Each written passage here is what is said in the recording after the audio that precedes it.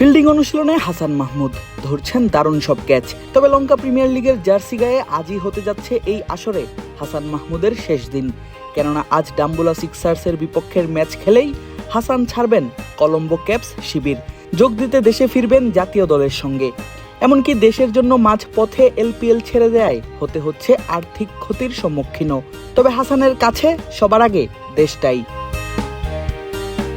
চলতি বছরটা হাসান মাহমুদের কাটছে বেশ ব্যস্ত শিডিউলে। বিপিএল, এনসিএল, বিসিএল, ডিপিএল, তার মাঝেই হঠাৎ খবর আসে কাউন্টি খেলবেন হাসান। সাকিবের পর দ্বিতীয় বাংলাদেশি ক্রিকেটার হিসেবে ইংল্যান্ডে কাউন্টি খেলতে দেশ ছাড়েন এই পেসার। আর প্রথম ম্যাচেই বাজিমাত। ল্যাঙ্কাশায়ারের বিপক্ষের ম্যাচে 2 ইনিংসে শিকার করেন 9 উইকেট, যেখানে দ্বিতীয় ইনিংসে তার শিকার করা উইকেট সংখ্যা ছিল 6টি। পরের ম্যাচেও হাসানের শিকার 3। 2 ম্যাচে 12 উইকেট নিয়ে তাক লাগিয়ে দেন সবাইকে। ইংল্যান্ড থেকে হাসান সরাসরি চলে যান জিম্বাবুয়ে। সেখানে খেলেন জাতীয় দলের হয়ে হারারেতে একমাত্র টেস্ট ম্যাচটা। সেই টেস্ট খেলে আবারও ইংল্যান্ডে ফিরেন হাসান, তবে এবার আর লাল বলে নয়। একই দল কেন্টের হয়ে খেলেন Vitality blast T20 tournament. Hampshire, সারে এবং মিডলসেক্সের বিপক্ষে 3 ম্যাচ খেলেন এই টাইগার পেসার, শিকার করেন 4 উইকেট। আর তারপরই হাসান ধরেন শ্রীলঙ্কার ফ্লাইট, যোগ দেন কলম্বো ক্যাপসের সঙ্গে। এই ব্যস্ত সময়টা বেশ ভালোভাবেই এনজয় করছেন এই পেসার, জানালেন নিজেই। না, আলহামদুলিল্লাহ অপরচুনিটি আসতেছে আর আমি এনজয় করতেছি সব কিছু। আর অবশ্যই এলপিএল আমার জন্য ভালো একটা এক্সপিরিয়েন্স ছিল এবং কালকে ভালো একটা ম্যাচ খেলে এখান থেকে যেতে চাচ্ছি। 5+ স্টার রেটিং প্রাপ্ত দেশের সর্বোচ্চ বিদ্যুৎ সাশ্রয়ী ওয়ালটন এসি স্মার্ট কমফোর্ট এখন নেক্সট লেভেলে। লঙ্কা প্রিমিয়ার লিগে হাসানের কাটছে দারুণ সময়। এখন অবধি খেলেছেন 3 ম্যাচ, শিকার করেছেন 5 উইকেট। হাসানকে দলে ভিড়িয়ে বেশ খুশি তার দল কলম্বো ক্যাপসও। তবে জাতীয় দলের স্বার্থে আর্থিক ক্ষতি হলেও সেটাকে পাশ কাটিয়ে মাত্র 4 ম্যাচ খেলেই দেশে ফিরছেন হাসান। কেননা নাহিদ রানা, শরীফুল ইসলামের মতো পেসাররা রয়েছেন ইনজুরিতে। এই সময়টাই সদ্য কাউন্টির অভিজ্ঞতা সম্পন্ন হাসানকেই যে প্রয়োজন দলের, সেটা জানেন এই পেসার নিজেও।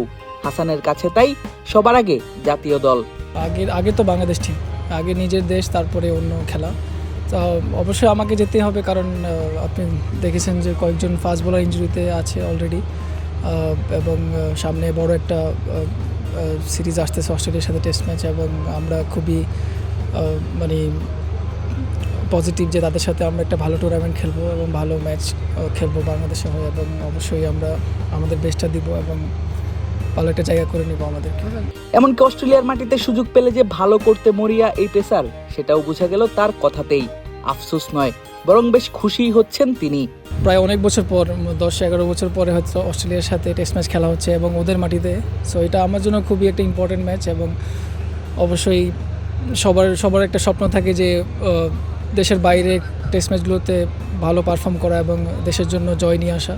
তো সেটা সবারই স্বপ্ন থাকবে এবং চেষ্টা থাকবে যে টুর্নামেন্টটা আমরা আমাদের করে নেওয়া আর কি। তো তাহলে তো বরং আফসোস না হয়ে খুশিই লাগছে যে হ্যাঁ। না, অবশ্যই এখন যাচ্ছি টেস্ট ম্যাচ খেলতে, ইনশাল্লাহ নিজের বেস্টটা দেওয়ার চেষ্টা করব। জাতীয় দলের সিরিজ বাদ দিয়ে বিশেষ করে টেস্ট ম্যাচ না খেলে বিশ্বের বিভিন্ন দেশের ক্রিকেটারদের ফ্র্যাঞ্চাইজি লিগ খেলতে যাবার খবর প্রায়ই আসে গণমাধ্যমে। সেখানেই যেন বিরল এক উদাহরণ তৈরি করলেন এই পেসার। নিশ্চয়ই হাসানের এমন সিদ্ধান্ত অনুকরণীয় হয়ে থাকবে দেশের তরুণ ক্রিকেটারদের কাছেও।